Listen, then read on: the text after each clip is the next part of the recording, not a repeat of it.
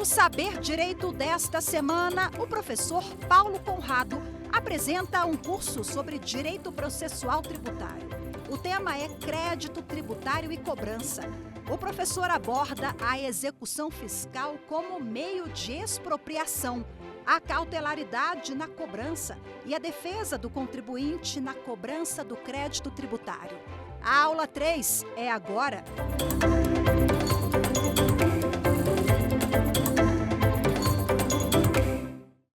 Olá, bem-vindos. Estamos aqui na TV Justiça, no programa Saber Direito, falando sobre execução fiscal. Eu sou o Paulo Conrado, eu sou juiz federal, atuo com execução fiscal e professor na disciplina Crédito Tributário e Cobrança no mestrado profissional da Fundação Getúlio Vargas.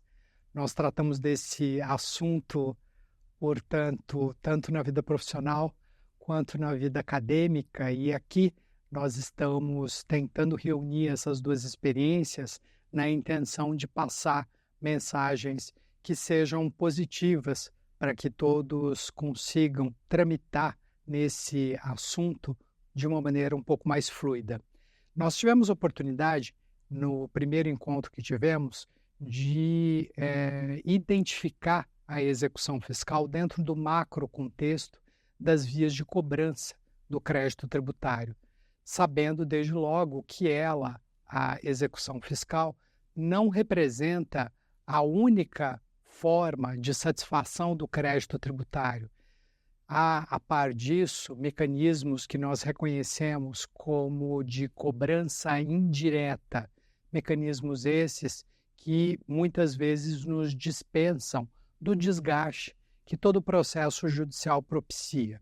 Adiante, já consultando a forma como a execução fiscal transita, nós apuramos a divisão bifásica do seu rito, sem descurar da possibilidade de oferecimento de embargos do devedor ou embargos à execução, que nós podemos entender que é o modelo clássico de defesa propiciado pelo sistema ao executado, ao contribuinte. Agora é momento da gente juntar as peças e aprofundar um pouco a nossa reflexão a respeito do momento histórico pelo qual nós estamos passando. Desde o advento do Código de 2015, nós vimos experimentando uma reviravolta paradigmática no que se refere à jurisdição, ao modo de exercício da jurisdição no Brasil. Isso em diferentes frentes, inclusive na tributária. Por isso, a importância de referir esse assunto quando nós falamos de execução fiscal.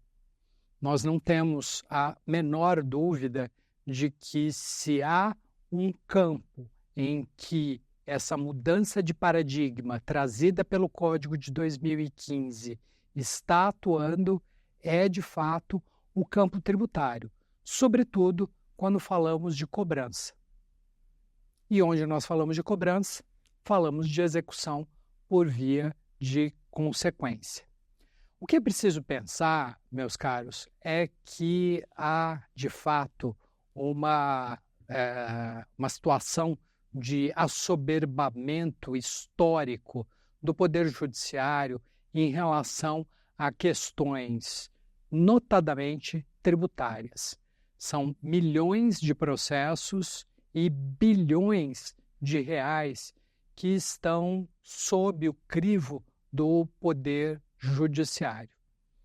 Essa situação não nasce naturalmente em tempo recorde, não é de um dia para o outro que as coisas se apresentam dessa forma. Historicamente, nós passamos a experimentar a judicialização de questões tributárias, tanto na via anti-exacional como na via exacional, na via da cobrança, portanto, a partir da Constituição de 1988. A Constituição de 88, de fato, liberou uma espécie de demanda reprimida até então. Surgiram grandes teses teses lançadas pelos contribuintes na intenção de ver declarada a inconstitucionalidade de uma série de exações.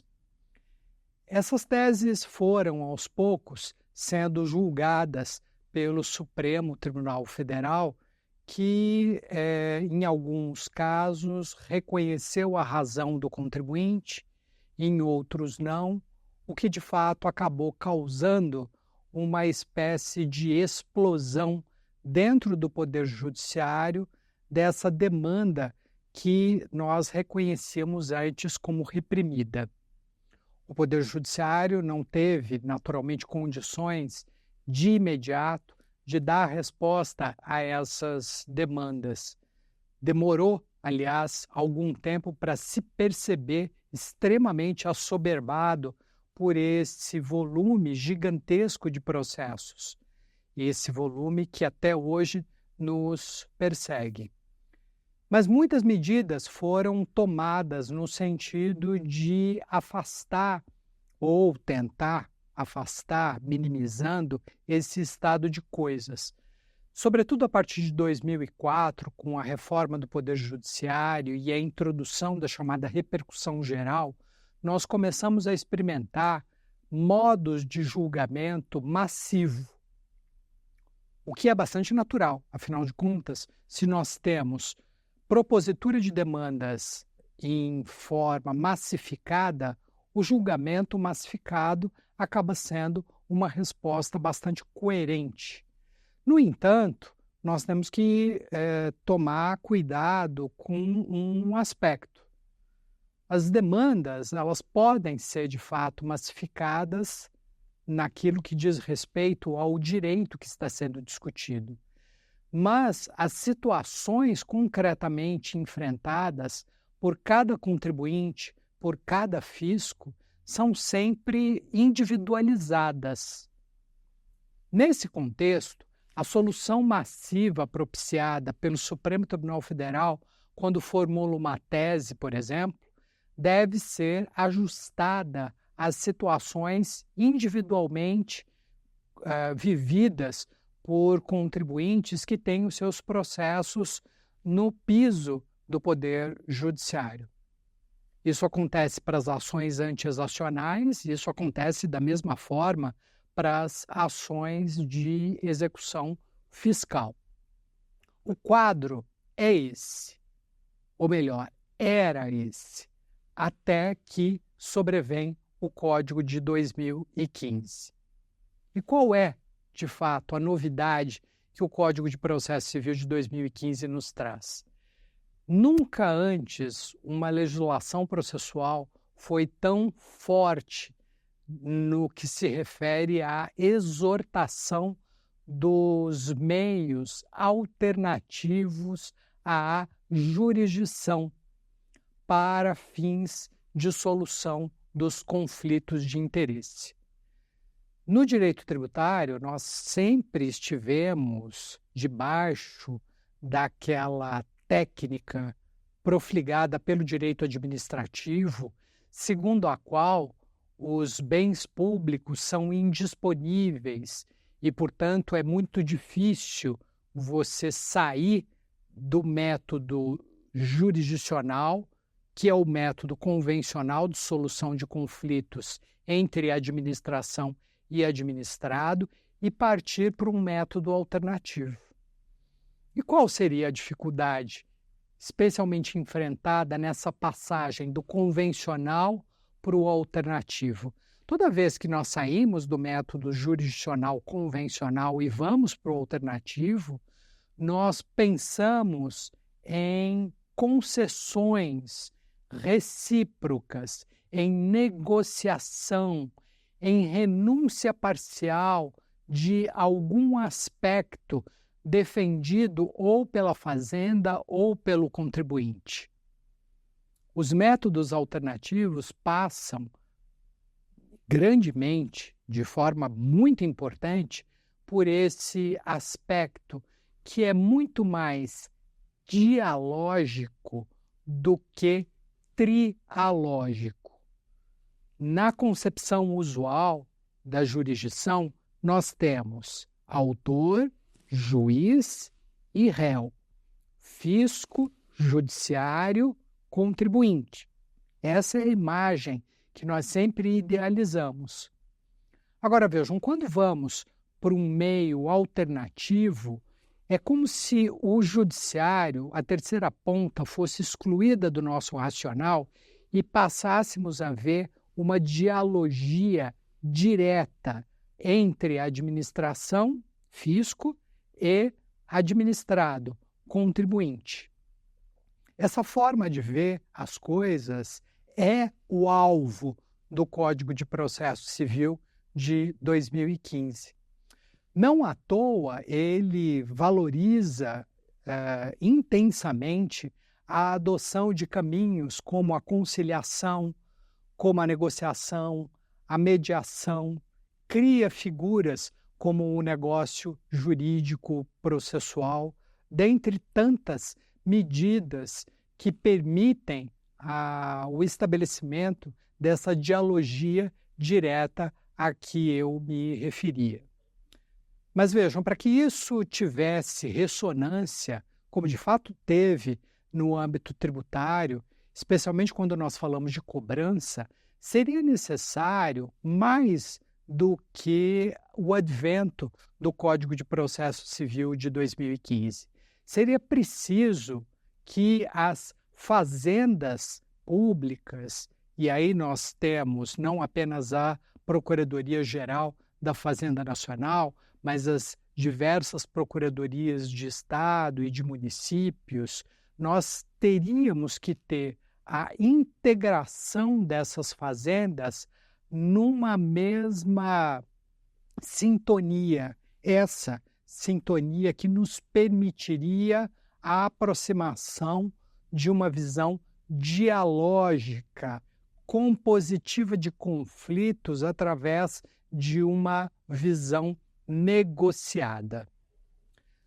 O grande artífice desse movimento, não temos a menor dúvida, foi a Procuradoria da Fazenda Nacional. Foi ela que, em primeiro lugar, atenta ao que o Código de Processo Civil de 2015 anunciava, resolveu criar o chamado Programa de Ajuizamento Seletivo de Execuções Fiscais. Vamos pensar no seguinte: uma execução, sabemos, é um processo que tende à satisfação do crédito pendente para que flua de maneira escorreita, suscita a citação do devedor e a constrição do seu patrimônio. Sem localizar devedor, sem localizar patrimônio, a execução simplesmente não prospera, ela não caminha, ela não anda. Nesse sentido, a propositura massiva de execuções fiscais, sem qualquer tipo de análise sobre a viabilidade do crédito a ela subjacente, acaba prestando um desserviço à nação. E isso nós podemos falar sem qualquer medo, porque, em rigor, qualquer atividade desenvolvida pela Procuradoria, estou falando especificamente da Fazenda Nacional, representa um custo administrativo. É um custo administrativo voltado ao ressarcimento do valor que está pendente.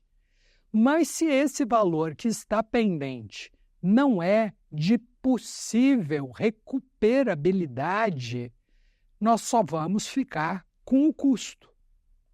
Daí, meus caros, a ideia de que, sem uma seleção prévia do que é viável, discernindo do que é inviável, nós podemos ter uma atuação administrativa ligada à ideia de cobrança que, ao invés de servir ao país na intenção de recuperar créditos tributários pendentes, acaba prestando um desserviço porque custa caro, despende dinheiro e, no entanto, não existe a devida recuperação. Pois bem, esse programa de ajuizamento seletivo foi instalado logo na sequência, ainda em 2016. Tão logo o Código de Processo Civil de 2015 foi promulgado, tão logo a sua vigência foi iniciada, nós tivemos o surgimento da Portaria 396/2016 da Procuradoria-Geral da Fazenda Nacional, que cria esse programa de ajuizamento seletivo. Mas isso foi apenas o primeiro passo desse processo de revisão paradigmática, porque, para além disso, 2 anos depois, nós tivemos a produção de um ato normativo muitíssimo impactante até hoje na prática de quem atua com execução fiscal, no âmbito federal. Esse normativo a que me refiro é a Portaria 33 da PGFN, cuja leitura eu recomendo de maneira efusiva, especialmente para aqueles que atuam ou pretendem atuar com execução fiscal em nível federal.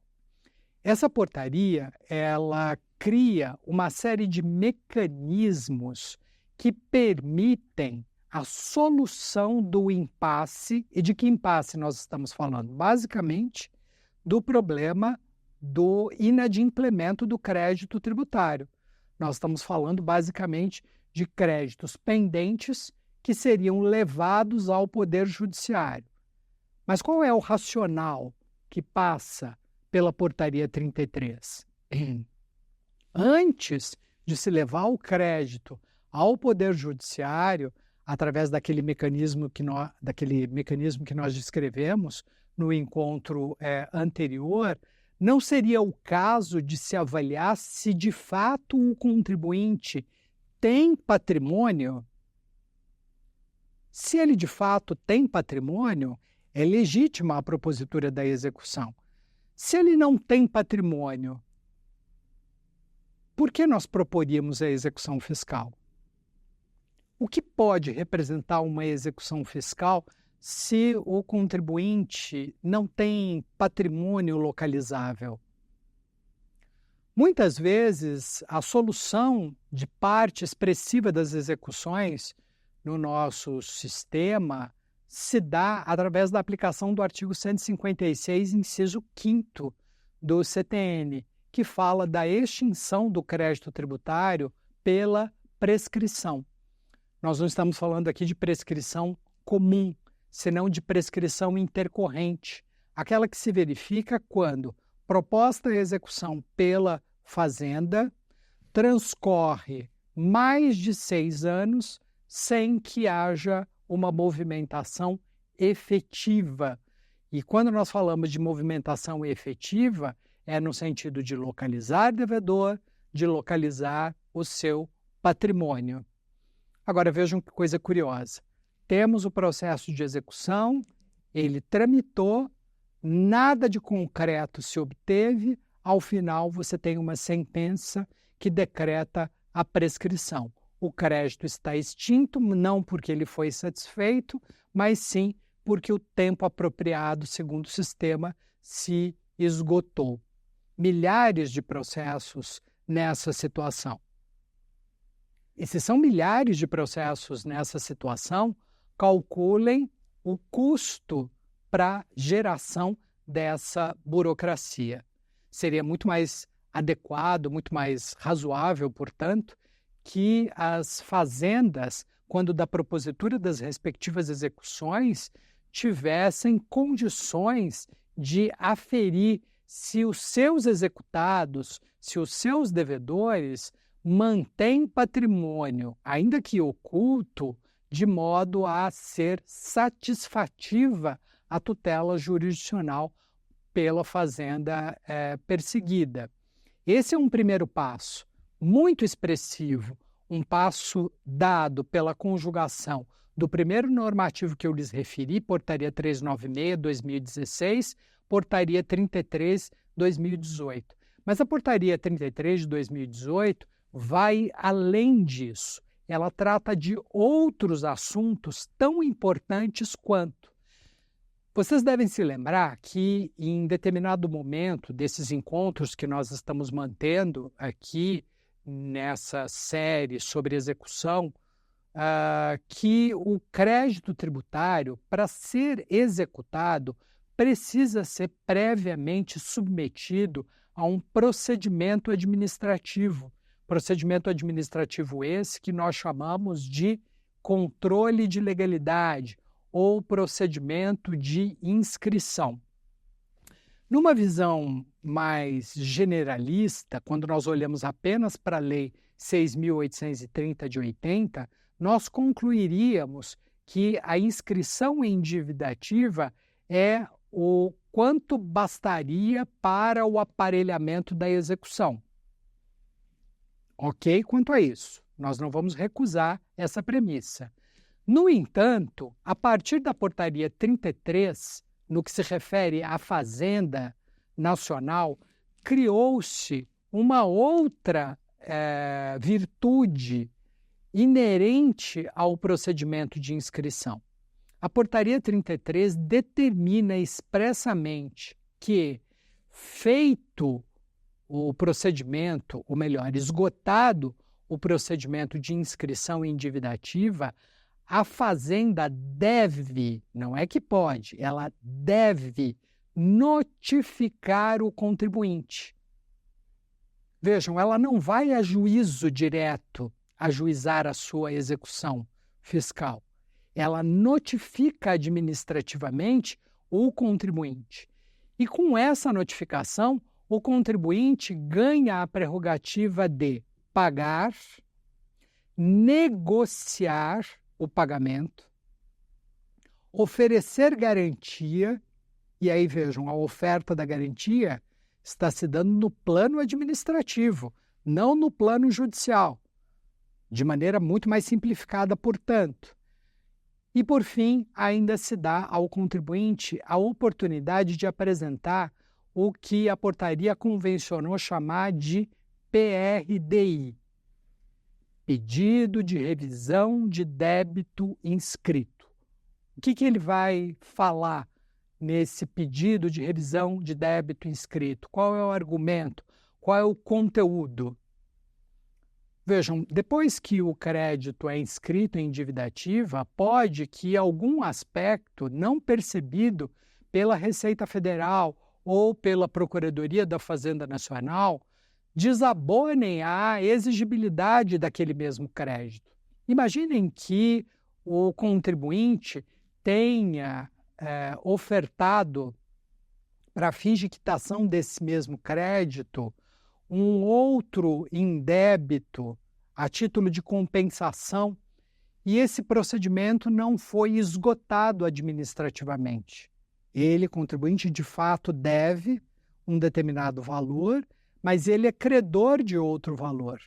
A compensação é permitida no nosso sistema desde que ela seja aparelhada segundo as regras legais pertinentes. Imaginem que o contribuinte tenha seguido todas essas regras legais e o procedimento de compensação esteja lá pendente de exame na Receita Federal. Sem prejuízo disso, o crédito tributário é alavancado e inscrito em dívida ativa. Ele poderia ser inscrito em dívida ativa se está pendente o procedimento de compensação? Naturalmente que não. Agora vejam, por que nós vamos ajuizar a execução fiscal, exigir do contribuinte a prestação de uma garantia lá no juízo da execução, para que ele articule essa matéria de defesa em embargos e só então obtenha o reconhecimento de que a dívida dele cobrada é inexigível? Por que nós vamos fazer isso se seria possível a solução desse impasse ainda na órbita administrativa? Com toda certeza, essa pergunta deve ter passado pela cabeça da Procuradoria da Fazenda Nacional quando editou a Portaria 33 e nela previu a possibilidade de apresentação desse pedido de revisão de débito inscrito. Os senhores talvez estejam se perguntando, mas isso tudo parece um pouco exagerado, será que isso funciona? Normalmente as fazendas são vampirescas, elas querem cobrar a todo custo, não importa se os créditos são legítimos ou não. Meus caros, os dados falam por si. Parte expressiva dos PRDIs que são apresentados e processados na Fazenda Nacional, no âmbito da Procuradoria da Fazenda Nacional, são de fato acolhidos, o que significa que há de fato uma predisposição da Fazenda Nacional de, antes de levar a juízo o crédito que seria considerado indevido, resolvê-lo administrativamente, extinguindo aquela pendência. Eu não tenho dúvida de que isso é mais do que nós poderíamos até supor em termos de concretização do ideal do Código de Processo Civil de 2015, no que se refere à ideia de desjudicializar o máximo possível determinadas questões, no ideal de resolver de maneira amistosa, negociada, numa dialogia direta entre os atores, todas essas questões que são de possível resolução dentro desse universo. Nem todas o serão, naturalmente. Para determinadas situações, será preciso a judicialização. Mas o fato de nós termos essa ferramenta à nossa disposição traz para o contexto em que nós estamos vivendo hoje uma coloração diferente, que nos aproxima de um paradigma menos beligerante, menos belicoso, um paradigma em que voga ou pode vogar de uma maneira mais intensa a ideia de diálogo direto entre os atores. Para além disso, há um outro aspecto importantíssimo quando falamos de execução fiscal que nós devemos aqui destacar. Ainda em 2018, outra portaria, a 742 da PGFN, cria o negócio jurídico processual especificamente canalizado para tratar de execuções fiscais. Esse normativo a que eu me refiro tem um detalhe que é importantíssimo para nós. O que pode ser negociado? Se nós formos olhar para a regra do artigo 190 do Código de Processo Civil, nós pensaríamos que o que pode ser negociado nesse ambiente, no ambiente do NJP, do negócio jurídico processual, seriam apenas questões puramente processuais. A portaria 742 da PGFN dá um passo além. Ela não viola o 190, ela aproveita a oportunidade dada pelo artigo 190 do Código de Processo Civil e apresenta a possibilidade valiosíssima de o contribuinte negociar dois específicos pontos, dentre tantos, mas dois que são muito importantes para nós quando falamos de execução fiscal. A forma de prestação de garantia e o plano de amortização da dívida. Nesse segundo ponto, nós devemos nos reter com algum cuidado. Quando nós falamos de plano de amortização da dívida, lembremos sempre que execução é um processo voltado à satisfação de uma dívida pendente. Ok? Quanto a isso, imaginem que eu tenho uma dívida pendente de 2 milhões de reais. E não há a mínima possibilidade de se satisfazer através do meu patrimônio, essa dívida de maneira imediata, a não ser que eu sucumba. Imagine que eu estou falando de uma pessoa jurídica, de uma empresa que precisa operar, seguir operando, e se houver a expropriação de todo o seu patrimônio, se chegar a 2 milhões, isso significaria o esvaziamento, o fechamento da empresa. É isso que deseja o fisco? Um fisco saudável não deseja isso, naturalmente. Tá? E isso pode ser enxergado claramente quando nós, olhando para essa portaria 33, nos deparamos com a figura do plano de amortização. Esse plano de amortização não é prêt-à-porter, não existe uma peça pronta a ser vestida por todo e qualquer contribuinte. Os planos de amortização são construídos de maneira customizada, considerando-se a capacidade de pagamento ofertada por cada contribuinte. Evidentemente que isso é um benefício e tanto para determinadas empresas, para determinados devedores que estão em situação limítrofe quanto à satisfação das suas dívidas. Mas vejam, nós não podemos apenas enxergar o lado do contribuinte.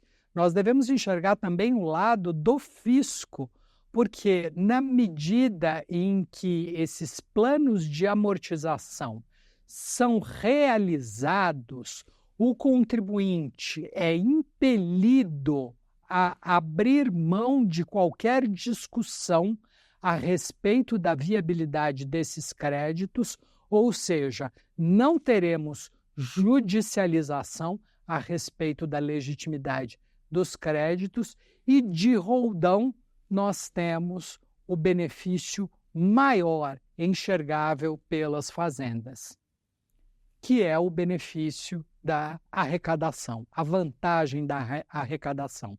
Ainda que diferida no tempo, ainda que de maneira parcelada, essa arrecadação é, de fato, propiciada, ela acontece na vida real.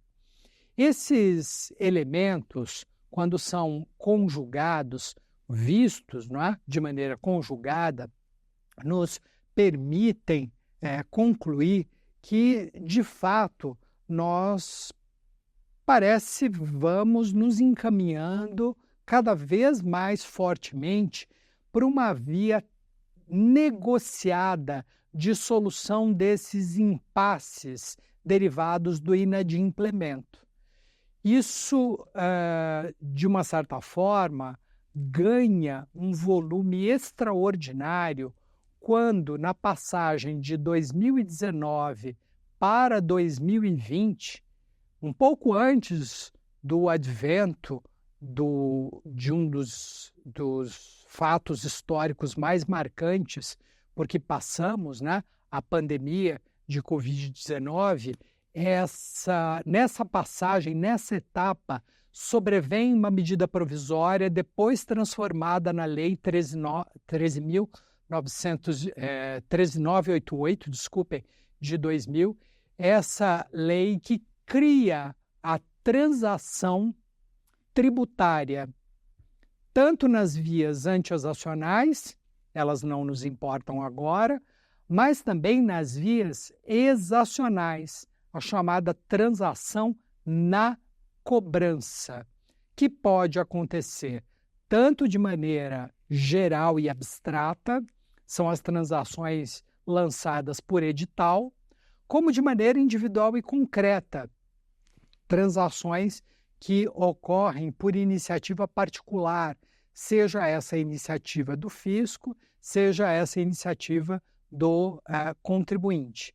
Nós poderíamos pensar, mas essa transação vai envolver que tipo de vantagem, que tipo de concessão?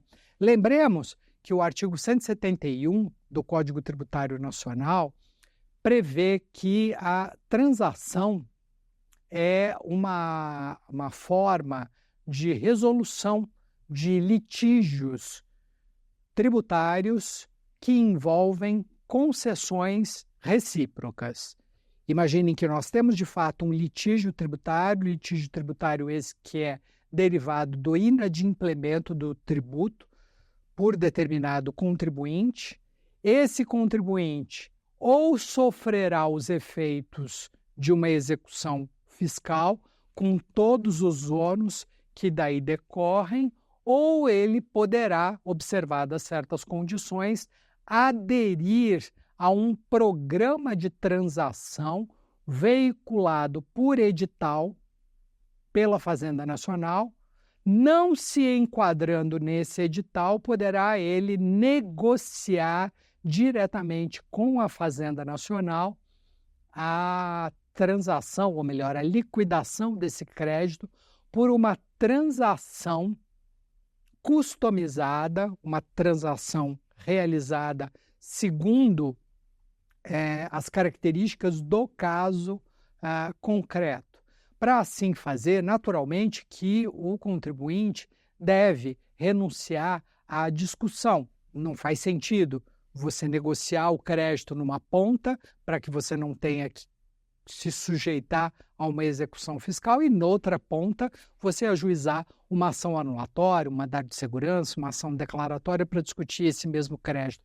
Nós não estamos aqui falando de outra coisa senão do fenômeno da desjudicialização. Nós estamos aqui tentando descrever essa mudança de paradigma que aproxima fisco e contribuinte para que encontrem soluções que sejam justas, rentes à realidade de cada qual, satisfazendo-os dentro de limites que são considerados apropriados para cada qual. Agora, que há de haver concessão, há.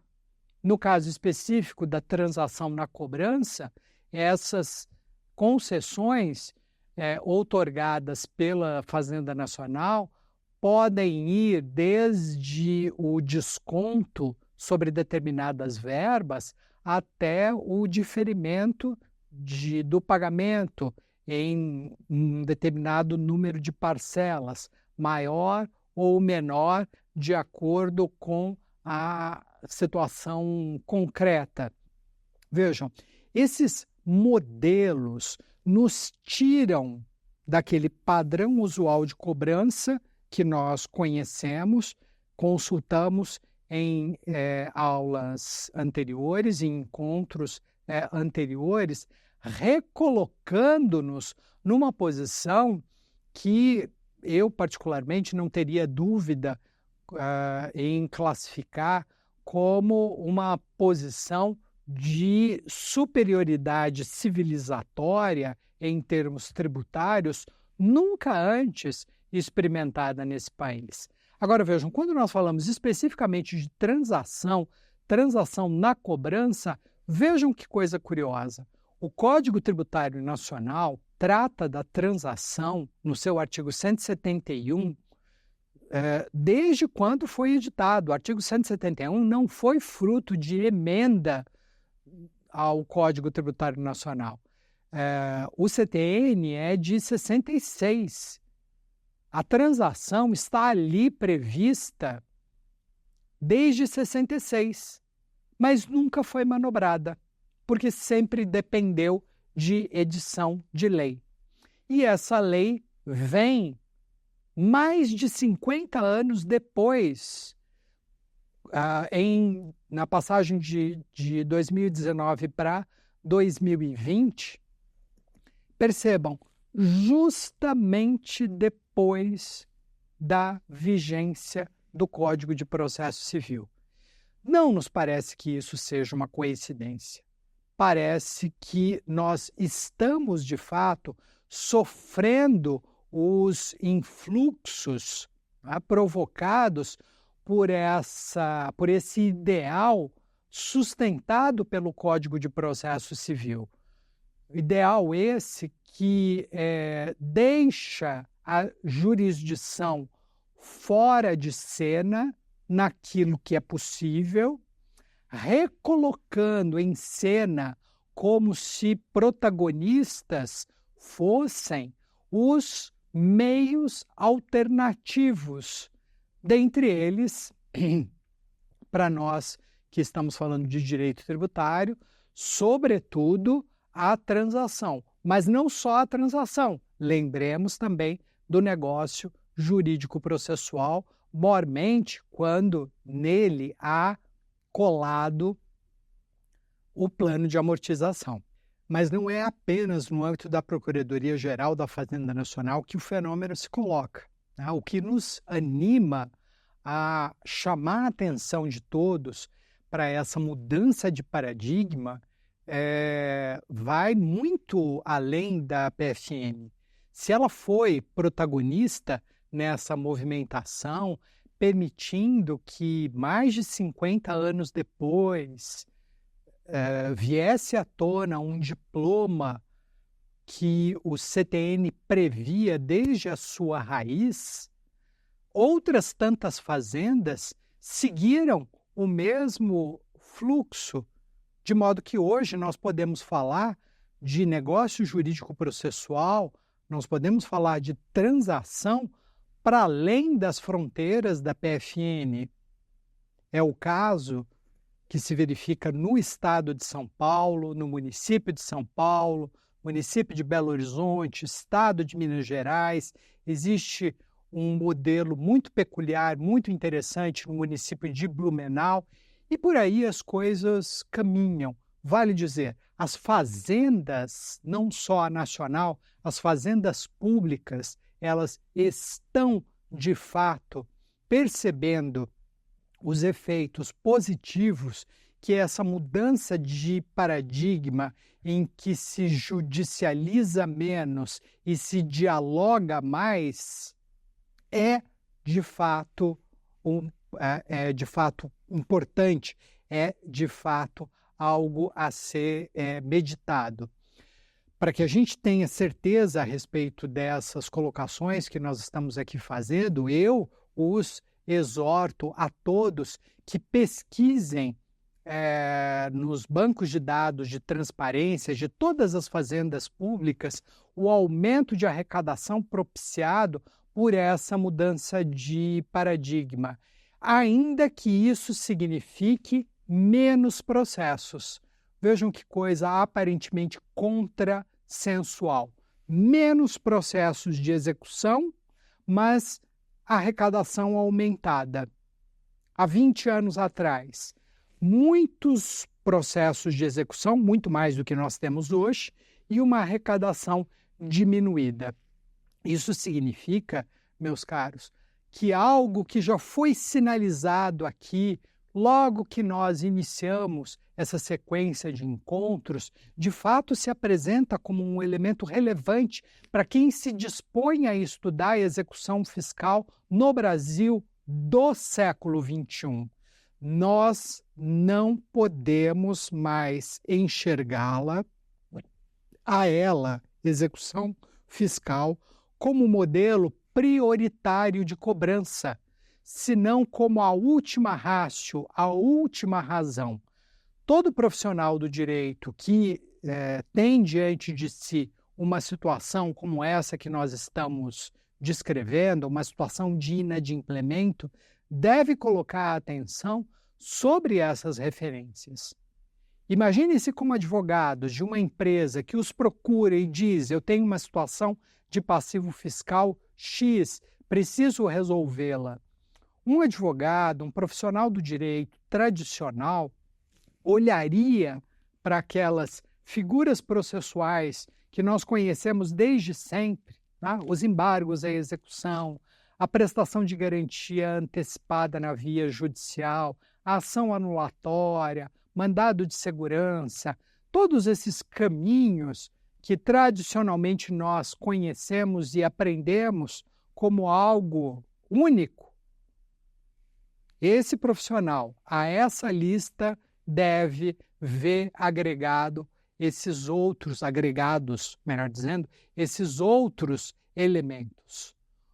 O cardápio, para quem trabalha com contencioso tributário na parte de cobrança, já não pode mais ficar limitado apenas às figuras que nós conhecemos de antes, dentro de modelos quadrados. Evidentemente que nós temos que conhecê-los, nós temos que saber como se processa uma execução, quais são os efeitos que dela decorrem, quais são as possibilidades a serem oferecidas ao contribuinte que se encontra numa situação de passivo fiscal acentuado. Mas a tudo isso nós temos essas outras informações a serem consideradas. Talvez isso possa parecer estranho, possa soar estranho, especialmente para aqueles que estudam direito tributário dentro de um modelo mais tradicional, digamos assim, em que nós supervalorizamos, com razão, a Constituição, nós supervalorizamos com razão o CTN e também, da mesma forma, supervalorizamos com razão a legislação ordinária. Mas vejam, não é possível lidar com essa fenomenologia que nós estamos aqui descrevendo, olhando apenas para a Constituição, para o CTN, para a legislação ordinária.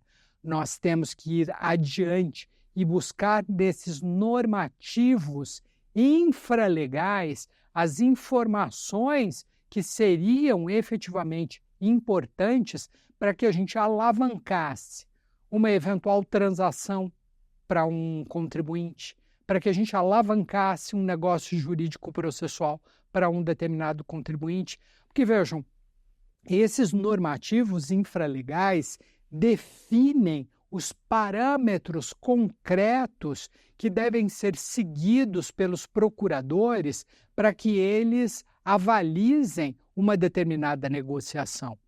Isso é manifestação clara do princípio da impessoalidade, que é constitucional. Se não, imaginem, meus caros, situações em que o procurador localizado em São Paulo é extremamente flexível e resolve fazer a negociação com o contribuinte de uma maneira mais liberal, digamos assim. O procurador que está numa outra unidade federativa, numa outra seccional, mais rigoroso e resolve fazer a sua negociação em patamares menos liberais, muito mais incisivos. Isso não é adequado na perspectiva constitucional, segundo o princípio da impessoalidade. É preciso que normas padronizadas deem aos procuradores parâmetros igualmente padronizados quando negociam. E isso só é possível de se acontecer quando nós temos normativos infralegais detalhados que cuidam desses assuntos com a devida minudência. Nesse sentido, nós devemos valorizar, sim, esses atos normativos. Nós devemos conhecê-los. Eu referi aqui expressamente aqueles que reputo mais importantes no âmbito da Procuradoria da Fazenda Nacional. Mas os amigos que estão aí nos acompanhando nas suas diversas localidades devem procurar, da mesma forma, o arcabouço normativo que porventura exista em relação ao Estado, em relação ao município respectivo. Cada uma das unidades da federação pode ter dado passos mais ou menos expressivos na direção dessa evolução paradigmática a que eu vinha me referindo desde antes. Essa evolução paradigmática, eu preferia até chamar de revolução paradigmática, pode nos levar para um fenômeno que eu apelidaria, tá, como de fato já fiz num livro que escrevi com a professora Fernanda Camano, de descontencioso tributário.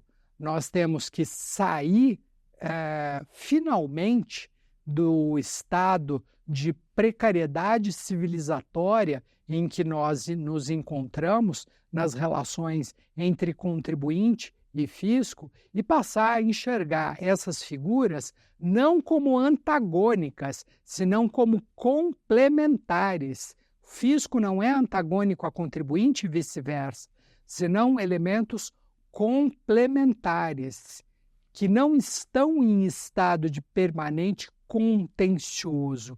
E se existe um contencioso, ele precisa ser resolvido. Talvez a maneira mais interessante de se resolver esses conflitos que remanescem sejam pela dialogia marcada pela ideia de empatia, uma empatia que vai além dos discursos de autoajuda. Não é disso que nós estamos falando. Nós só somos capazes de negociar juridicamente uma questão quando, para além da nossa posição, nós conhecemos a posição do nosso ex-adverso, do nosso sujeito dialogante. Se eu não me colocar e não compreender a posição desse sujeito com quem eu dialogo, evidentemente que eu não vou estar dialogando. Eu vou estar num monólogo permanente, o estado de coisa que nos levou aonde nós estávamos até há alguns anos atrás, há cerca de uma década atrás. Ainda somos campeões mundiais em termos de beligerância tributária, mas nos últimos 10 anos nós vimos caminhando no sentido de perder esse lamentável posto. Vamos para o quiz? Que modelo de cobrança pode ser mais efetivo para a arrecadação de débitos de pequeno valor? Execução fiscal, protesto, medida cautelar fiscal, simples inscrição em dívida ativa. Qual seria a resposta? Protesto, sem dúvida. Nós devemos lembrar, meus caros, que determinados mecanismos que nós conhecemos como estímulos processuais, são mais efetivos em termos de redirecionamento de comportamento do que o próprio processo. O protesto já se provou como um estímulo que mobiliza a conduta do devedor, especialmente quando nós estamos falando de pequenas dívidas, do que o ajuizamento da execução. Porque nós sabemos, tivemos oportunidade de consultar isso em aula, o movimento da execução demanda uma série de atos e esses atos demandam tempo naturalmente. Tá? Até que nós cheguemos à desejável efetividade, é necessário transcorrer um percurso muito longo, quando o protesto pode, em rigor, trazer resultados práticos mais efetivos. Agora, isso não significa, evidentemente, que título protestado de dívida indevida não seja passível de discussão. Nós ainda vivemos num Estado democrático de direito, naturalmente, que é dado ao contribuinte da dívida de pequeno valor seguir discutindo. Não é? Agora, é muito mais eficiente para a administração, ao invés de direcionar a sua dívida para cobrança via execução, levá-la a protesto. Nós temos já diversas pesquisas, tanto no âmbito nacional como no estado de São Paulo, que assim demonstram.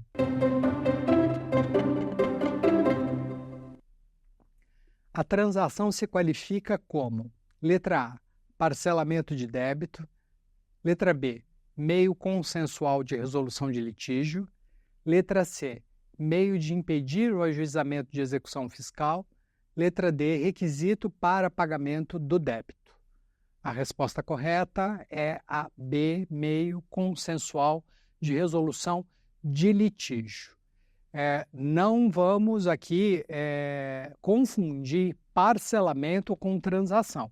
Tá? A pergunta tem essa pegadinha aí nas suas dobras, porque boa parte das vezes as transações envolvem concessões dadas pela Fazenda Pública, e dentre essas concessões estaria o pagamento parcelado.